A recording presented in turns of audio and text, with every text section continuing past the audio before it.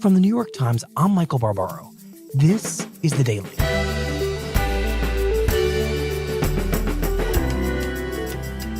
Today, for a year and a half, President Trump has threatened to crack down on leaks and leakers with the seizure of emails and phone records from a reporter at the Times tells us about what that will look like.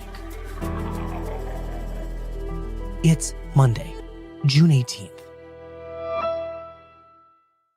So in May of 2013, I was working at the Associated Press in the Washington Bureau with my now colleague at the Times, Adam Goldman, and we sat across from each other, separated by this cubicle, and just spent all day, every day, just talking to each other through the cubicle. And, we're sitting there and Goldman says, "Hey, did you get this thing?" And I said, I don't know what you're talking about. He goes, "I'm forwarding this to you. Is this spam?" And it was a weird attachment, a PDF attachment. And I opened it up and I was like, dude, this isn't spam. The government just subpoenaed our phone records. Wow. It was a very kind of like form lettery notification. The law requires that we notify you. This is that notification. If you have any questions, let us know. Kind regards, U.S. Attorney's Office, Washington, D.C.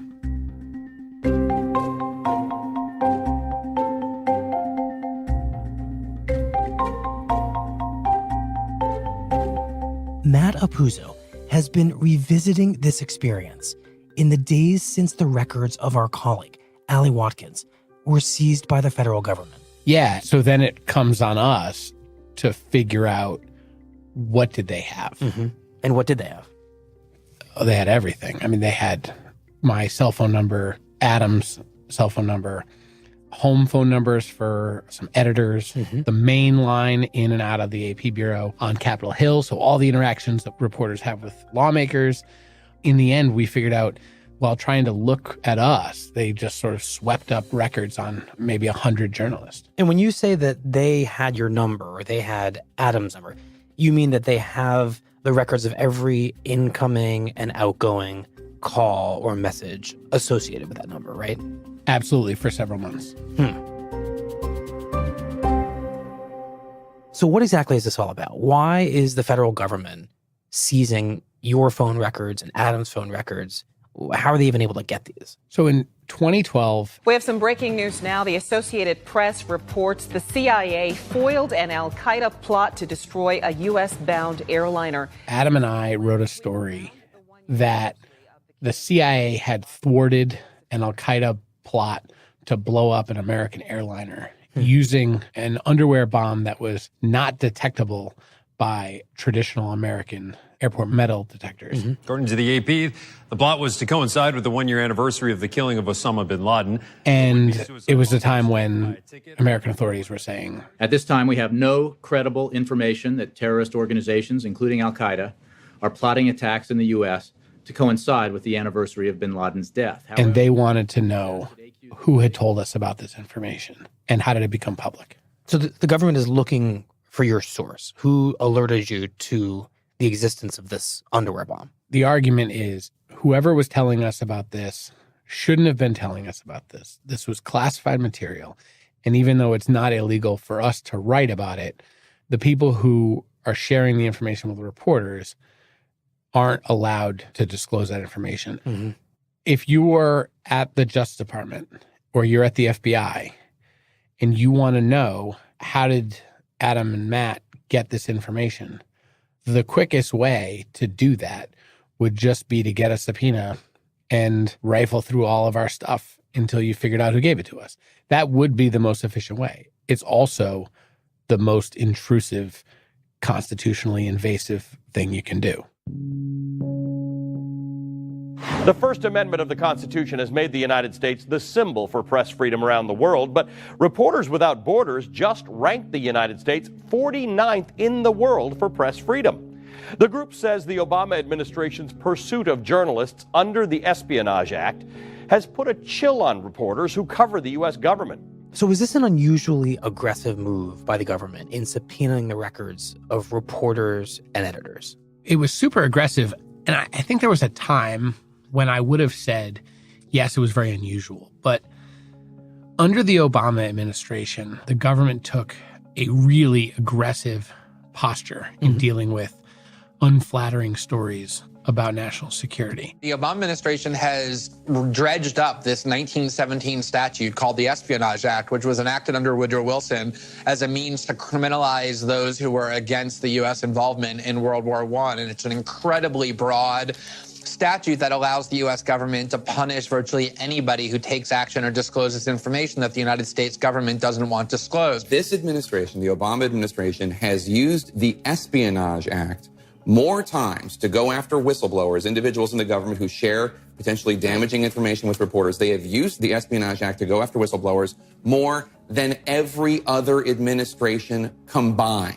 So this is a very aggressive administration when it comes to squashing freedom of the press. They put more people in jail for talking to reporters than all other administrations combined. Seizing our phone records was just one part of that. The Associated Press is not the only media outlet that's been targeted by the Obama administration. You know, they called a Fox News reporter a potential criminal co-conspirator. The Justice Department told a federal judge that by James's talking and flattering a particular preying person on his vanity, a particular person in the State Department, James committed a crime. It was just a moment in time when the Justice Department appeared to just basically being at war with journalists and their sources. They are now perceived, I think, widely within the journalistic industry as the greatest enemy of press freedom that we have encountered as an industry in at least a generation.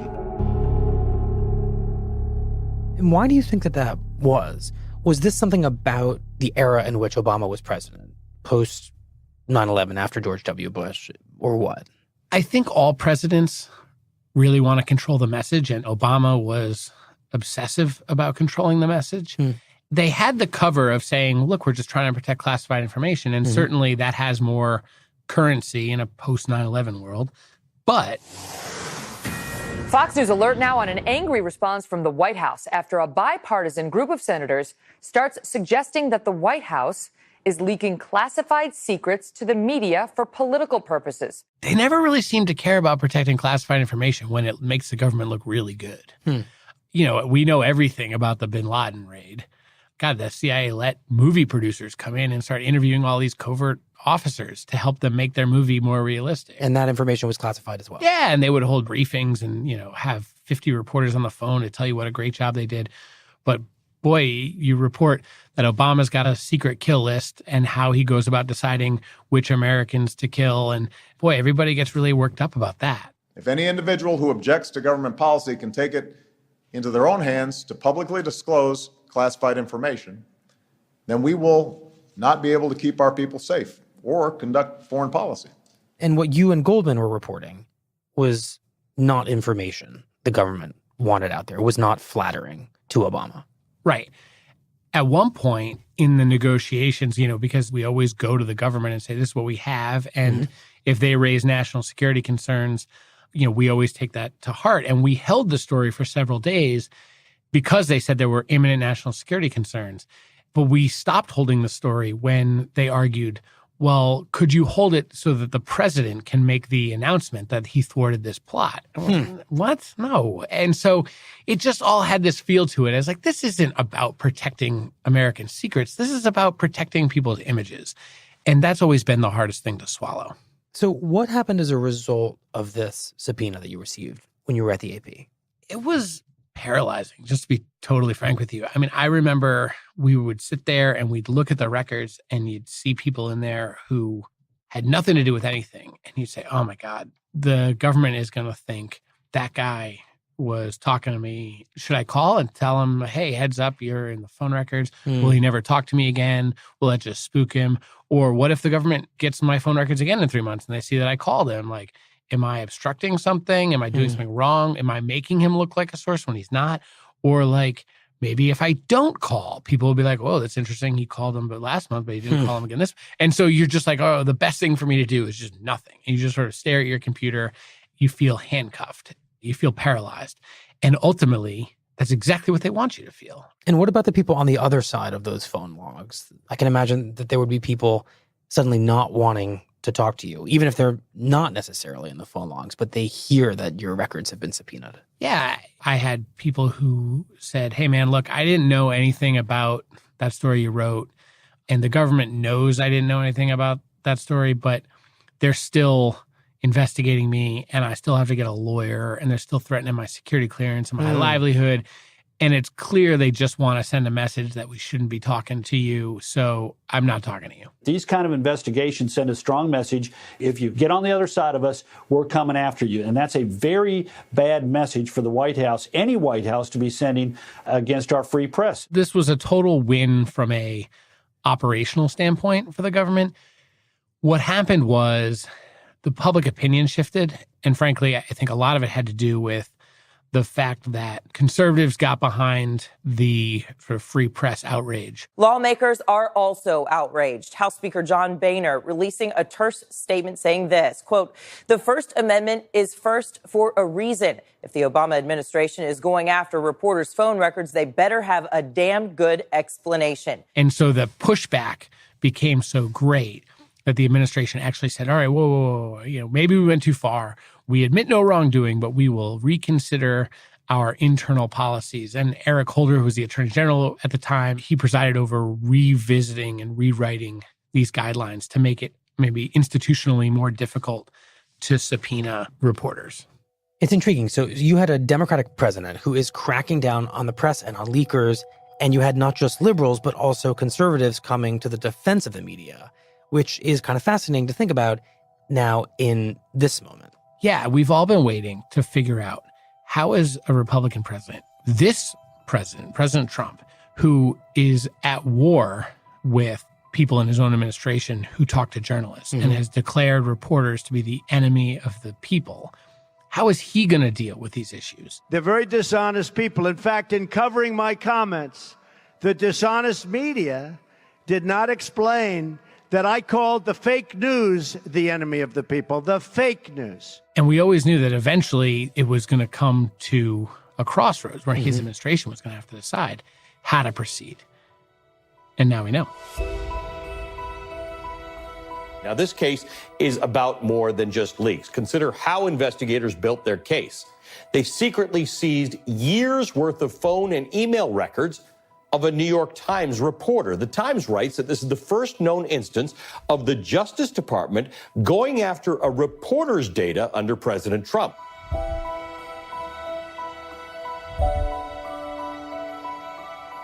We'll be right back.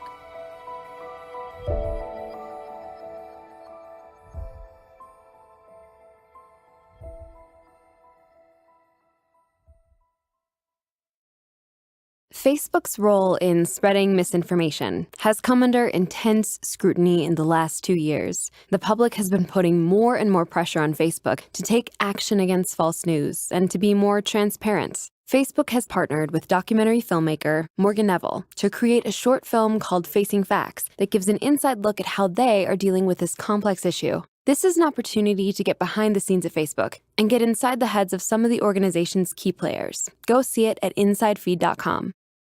I want the Attorney General to be much tougher on the leaks from intelligence agencies, which are leaking like rarely have they ever leaked before at a very important level. These are intelligence agencies. We cannot have that happen. We're going to find the leakers. We're going to find the leakers. They're going to pay a big price for leaking. So, Matt, what's the answer? How is President Trump going to deal with these leaks? Well, I think we have a pretty good sense that he's going to deal with them the same way President Obama dealt with them. Breaking overnight, word that the Justice Department has seized the emails and phone records of a New York Times reporter while investigating leaks of classified information. It's come out that the Justice Department secretly subpoenaed the phone records and email metadata of our colleague, Ali Watkins, in a leak investigation involving a former Senate staffer. Watkins was notified about these intrusions into her records by the U.S. government after the fact, making it impossible for her to challenge this questionable search and seizure in court before it happened. So Ali is a colleague here in the Washington Bureau. She covers federal law enforcement, But before she got to the Times, she worked for several news organizations covering national security issues. For at least some of that time, she was also dating a staff member on the Senate Intelligence Committee. And that staff member came under FBI investigation over whether or not he was providing reporters with classified information. This morning, a former Senate staffer who worked for the Senate committee investigating Russia's interference in the 2016 presidential election is expected to appear in court. He is being charged for allegedly lying to investigators on more than one occasion about his contacts with at least 3 reporters. Best we can tell, as part of that investigation, they started also looking at Allie Watkins to see if she was getting classified stuff from him, or basically, was he also a source? And is that pretty much on the same level of what the Obama administration did to you and to Adam Goldman when it was trying to get to the bottom of your reporting? Or is it something different? The bottom line, you set aside the relationship for the moment here. The bottom line is, from a press freedom standpoint, it's the same. And the same chilling effect that Adam and I felt is just going to be felt again. By Allie. By Allie and by anybody who worries they might be in those records. Well, can we set aside the relationship between Allie Watkins and this staffer on the Senate Intelligence Committee? Because that sounds like a potentially ethically complicated situation between a reporter and a source, and kind of an unusual one. Yeah, I don't think we can set it aside as an institution, and the Times is conducting a full investigation into that, even though it happened before she got here. But from a pure Justice Department policy and press freedom standpoint, the relationship is a side issue. Reaching into a reporter's private files or phone records should be the rarest, most exceptional thing that the federal government does. Because of the constitutional protections of the First Amendment. Exactly right. And the government's own guidelines say that in all but the rarest situations, you don't do secret subpoenas. You give notice to the reporter or to the news organization, and that way they can go to court and challenge it, and an independent arbiter, a federal judge, can say, yeah, look, I think this is probably reasonable, or no, this is totally unreasonable. Somebody independent can hear an argument on the other side. But with a grand jury, there's only one side arguing. The argument is, we need the information, we need the information, we need the information. But isn't there a very good reason that it's illegal to leak classified information? That there's a national security that has to be accounted for, and that from the perspective of the federal government, isn't it logical that they act really swiftly and with some level of secrecy to try to get to the bottom of something that has life and death consequences? Absolutely. However, I don't want people to hear this and say, oh, boo-hoo, Matt Apuzzo and Adam Goldman couldn't get their calls returned to report on national security secrets. Big deal. Because it is a big deal. And here's why. Let's go back for a minute to the aftermath of 9/11. Bombshell reports from the British newspaper The Guardian that NSA is collecting all kinds of data on millions and millions of Americans. Later, if you didn't have people willing to have those conversations with reporters, we wouldn't know about warrantless wiretapping or black sites. Disturbing details on CIA interrogation techniques at secret overseas prisons, so-called black sites. The torture included waterboarding, used against terror suspects in the years after September 11th. Or torture, or the abuses at the Abu Ghraib prison. The brutality is shocking. The report reveals at least 5 detainees were subjected to what it calls rectal feeding, interrogation procedures that went on for months. The abuses at Guantanamo Bay. Stripped naked, diapered, physically struck, and put in various painful stress positions for long periods of time. They were deprived of sleep for days. The use of drones to kill people anywhere in the world. Human rights groups say they are killing more civilians than the Obama administration admits, and that could be causing us even more trouble abroad. The use of drones to kill an American citizen, extraordinary rendition. I mean, the list goes on. And if you didn't know those things, we wouldn't have any idea what our government was doing. I mean, imagine taking all of those things out of the public mind. And then we go out on election day and we think we're making an informed vote. We have no idea what's happening if reporters can't have those conversations.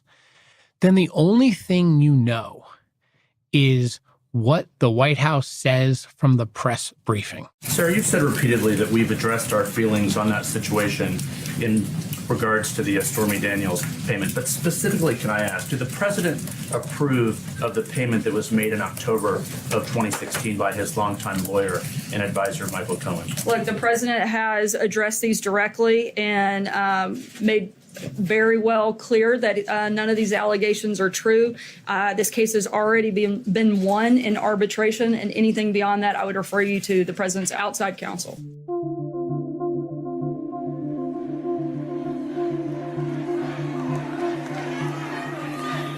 So tonight we're going to speak straight to the American people and cut right through the fake news media. Right through.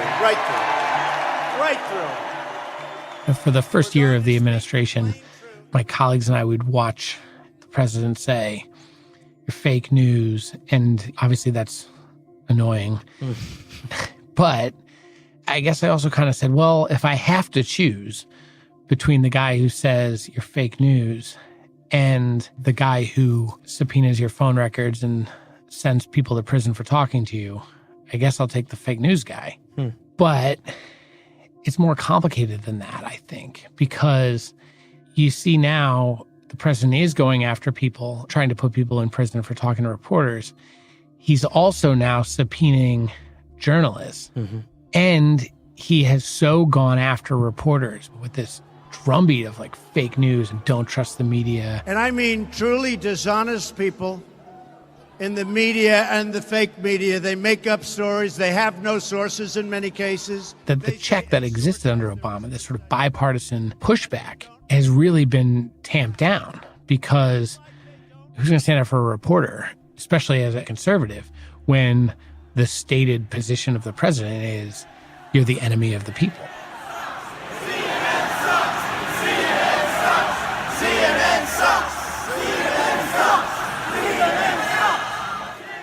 It's this really troublesome and really worrisome combination between keeping up the attacks on a free press that were started under Obama, but with this added public relations twist that eliminates, the check that ultimately maybe held things together. So the difference between going after leakers under Obama and going after leakers under Trump may be that President Trump has so effectively convinced half the country, maybe even more than half the country, that the media is the enemy. Yeah, I mean, he says it. He's not shy about that at all. Matt, thank you very much. I appreciate it. Thanks, Michael. And I don't know, this dishonest media, the world's most dishonest people. Terrible people. You can have 100% home run and they'll make it look bad. They're bad people.